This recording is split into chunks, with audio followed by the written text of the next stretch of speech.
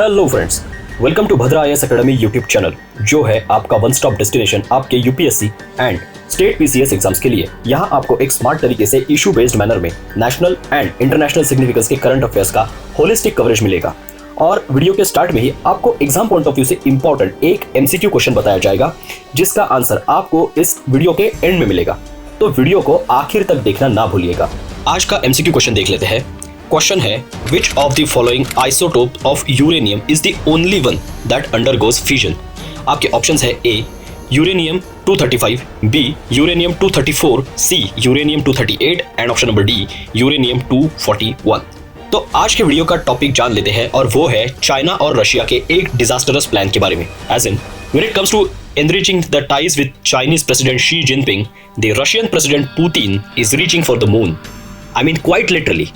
जहां पर रशिया की जो स्पेस एजेंसी है जिसका नाम है रोसकॉस्मोस, उसके चीफ यूरी बोरिसोव उन्होंने कहा है कि रशिया और चाइना मिलकर मून पर 2035 तक मतलब 2035 तक न्यूक्लियर पावर प्लांट एस्टेब्लिश करने जा रहे हैं, जो कि फ्यूचर में हम अगर ह्यूमंस को सेटल करेंगे मून पर और हैबिटेशंस बनाने हैं, अगर हमें वहां पर कॉलोनीज एस्टेब्लिश करनी है, तो इलेक्ट्रिसिटी की जरूरत पड़ेगी और उस रिक्वायरमेंट को फुलफिल किया जा सके।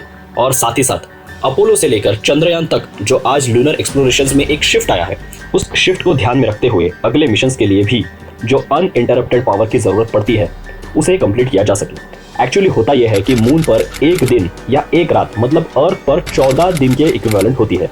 और इसी बीच जो हमारे मिशंस वहां पर प्रेजेंट है, जैसे फॉर एग्जांपल हमारा Vikram lander and Pragyan rover, जिनके थ्रू हमने मून पर सैंपल्स वगैरह कलेक्ट किए थे वहां के सरफेस के, वो मशीन्स मेनली सोलर पावर्ड होती है। एज इन पर सोलर पैनल्स लगे होते हैं, जो कि कॉमन सेंस की बात है, सनलाइट के प्रेजेंस में ही या जब मून पर दिन है तभी ऑपरेशनल होंगे, और उसके बाद जब वहां रात आती है तो वो अपना काम बंद कर देते हैं। And in the absence of sunlight वो हमारे अर्थ पर जो स्टेशन होता है, जैसे कि इसरो का हमारा जो अर्थ स्टेशन है, उस पर सिग्नल्स भेजने का और फर्दर एक्सपेरिमेंटेशन एंड रिसर्च करने का जो काम है, उस पर एक टाइप से ब्रेक लग जाता है अगले 14 दिनों के टाइम पीरियड के लिए, which is actually a substantial amount of time. तो इस इशू को अगर रिजॉल्व करना है तो न्यूक्लियर बैटरी और nuclear power source is a reliable and guaranteed source of power. और बस इसीलिए 19 नवंबर 1969 में अपोलो 12 के एस्ट्रोनॉट्स ने पहली बार मून पर न्यूक्लियर पावर जनरेटर का यूज किया था। एंड इसी वजह से अब रशिया एंड चाइना ने भी अपने फ्यूचर मिशंस के लिए न्यूक्लियर पावर का यूज किया जा सके, इसके लिए एक पावर प्लांट को एस्टेब्लिश करने का एम्बिशियस टारगेट यहाँ पर रखा। लेकिन इस प्लान में कुछ चैलेंजेस है। फर्स्ट चैलेंज कि अगर ऑफ कोर्स कोई भी पावर प्लांट एस्टेब्लिश करना होगा, जो कि आपने भी कभी ना कभी अपने लाइफ में कोई पावर प्लांट तो देखा ही होगा, भले ही वो थर्मल पावर प्लांट ही क्यों ना हो, तो उसके लिए कितना बड़ा इंफ्रास्ट्रक्चर लगता है इसकी आपको आइडिया होगी। चलिए, इनमें से जो कैपेसिटी एंड साइज दोनों में सबसे छोटा अगर कोई पावर प्लांट भी हम कंसीडर करें, तो hundreds rather thousands of workers, engineers and tons of materials की जरूरत यहाँ पर पड़ती है एक ऐसे स्ट्रक्चर को बनाने के लिए। और अगर बात यहाँ मून की हो रही है, तो वहां पर भी इतना सारा मैन पावर एंड मटेरियल ले जाना पड़ेगा, और इतनी कम ग्रेविटी में, जो कि अर्थ से ऑलमोस्ट 83% कम है, वहां पर उनसे काम कैसे कराया जाएगा? तो इसका जवाब है, ये सब स्पेक्यूलेशंस गलत है। इनफैक्ट रशिया एंड चाइना के प्लान के अकॉर्डिंग उनके इस एंडेवर में कोई भी ह्यूमन को मून पर ले जाए बगैर वहां पर इस प्लांट को बनाया जाएगा। रोबोट्स एंड बाकी इक्विपमेंट्स की हेल्प से इस पावर प्लांट का कंस्ट्रक्शन होगा, और इसके लिए जो हेवी मशीनरीज एंड इक्विपमेंट्स है, उनको अर्थ से मून पर लॉन्च करने के लिए एक पावरफुल रॉकेट शिप की तलाश है, जो हजारों टन्स का वजन या कार्गो कह लीजिए उसे लिफ्ट एंड लॉन्च करने में केपेबल हो। इस स्पेस कार्गो को डेवलप किया जाना अभी बाकी है, और इसके लिए भी उनके कुछ प्लान्स हैं। लेकिन सिर्फ उनके ही प्लान्स नहीं है, प्लान्स तो यूएस के भी है। इनफैक्ट यूएस की जो प्राइवेट कंपनी है जिसका नाम है स्पेस एक्स, जो हमारे इलॉन मस्क वो ओन करते हैं, उसका जो स्टारशिप नाम से एक रीयूजेबल रॉकेट है, वो ह्यूमंस के साथ साथ स्पेस कार्गो में भी यूटिलाइज किया जा सकता है, ऐसी उसकी कैपेबिलिटीज बताई जाती है, जिसका recently 3rd launch test fail भी हुआ है अभी, और वो स्पेस में तो एंटर कर चुका था, लेकिन वापस जब उसकी री एंट्री होनी थी और वो टेक्सास में बने हुए अपने बेस पर या लॉन्च पैड पर जब वापस आना था, तो उस दौरान उसकी ट्रैजेक्टरी लॉस हो गई। वो अपने ट्रैजेक्टरी से डेविएट हो गया और इंडियन ओशन में किसी लोकेशन में आकर वो फाइनली गिर गया।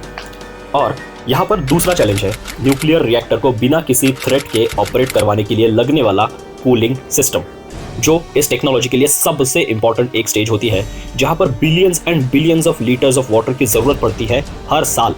और मून पर पानी होने के ट्रेसेस तो मिले हैं, लेकिन इतने अमाउंट में पानी होने का अभी तक के कोई एविडेंस हमारे पास नहीं है, और अगर होगा भी तो उसको फिल्टर करके पावर प्लांट में यूज करवाना लोहे के चने चबाने से कम नहीं होने वाला। और अगर हल्की सी टाइप की कोई भी गड़बड़ी यहाँ पर हो जाती है इस पूरे न्यूक्लियर पावर प्लांट के ऑपरेशन में, तो आगे क्या? Nuclear winter on the moon. Radio active waste के पोल्यूशन से कहीं मून को कुछ हो गया तो अर्थ पर जो लाइफ है वो भी बड़े संकट में आ जाएगी, ये अलग से कहने की जरूरत नहीं होनी चाहिए। और इस थ्रेट के साथ साथ वेस्टर्न मीडिया में और स्पेशली यूएस के मीडिया में पिछले कई दिनों से एक चर्चा है कि रशिया स्पेस को न्यूक्लियर वेपन से इक्विप करने की कोशिश करने वाला है। इसका मतलब है कि रशिया एंड चाइना मिलकर अगर मून पर अपना न्यूक्लियर बेस बना देते हैं और न्यूक्लियर वेपन्स वहां पर वो सेट कर देते हैं तो वो अपने जितने राइवल कंट्रीज हैं उनके मिलिट्री से लेकर कम्युनिकेशन सैटेलाइट्स तक को टारगेट करके डिस्ट्रॉय कर सकते हैं, और अगर जरूरत पड़ी तो मून से ही अपने एनिमीज पर मिसाइल्स भी लॉन्च कर सकते हैं, जो कि एक एपोकेलिप्स ही होगा पूरे सोलर सिस्टम के लिए। और पिछले दिनों यूएस ने भी ऐसे ही कुछ सिमिलर प्लान्स के लिए कुछ प्राइवेट कंपनीज को 2022 के अराउंड कॉन्ट्रैक्ट्स भी दिए हैं, जहां पर ऑलमोस्ट 30 घरों को 40 किलोवाट पावर सप्लाई से इक्विप करके उनको पावर किया जाए, वो भी न्यूक्लियर पावर को यूज करके। इसके लिए उन्होंने न्यूक्लियर रिएक्टर्स को बनाने की रिस्पॉन्सिबिलिटी और R&D की रिस्पॉन्सिबिलिटी नासा के थ्रू उनको दी है। तो अगर स्पेस में भी रशिया, चाइना एंड यूएस की न्यूक्लियर रेस शुरू हो गई तो ये मून से आगे बढ़कर मार्स एंड वीनस तक के भी पहुंच सकती है, ऐसे स्पेकुलेशंस लगाए जाते हैं। आखिर अगर यहाँ एक बात कहनी पड़े तो मैं यही कहूंगा कि गांधी जी ने बहुत ही सही बात कह के गए हैं कि the world has enough for everyone's needs but not for everyone's greed. तो ऐसा है ये पूरा इशू, और ये आपके UPSC and state PCS exams के लिए बहुत इंपॉर्टेंट टॉपिक है, और इसमें से कई सारे एमसीक्यूज भी निकल कर आ सकते हैं। तो इसी तर्ज पर आज के एमसीक्यू क्वेश्चन का आंसर देख लेते हैं, जो कि है ऑप्शन नंबर ए, यूरेनियम 235। तो फ्रेंड्स कमेंट्स में जरूर बताइए कि आपको आज का हमारा ये वीडियो कैसा लगा, और ऐसे ही interesting current affairs based videos को देखते रहने के लिए आप हमारे भद्रा आईएएस एकेडमी के यूट्यूब चैनल को सब्सक्राइब करना ना भूलिएगा।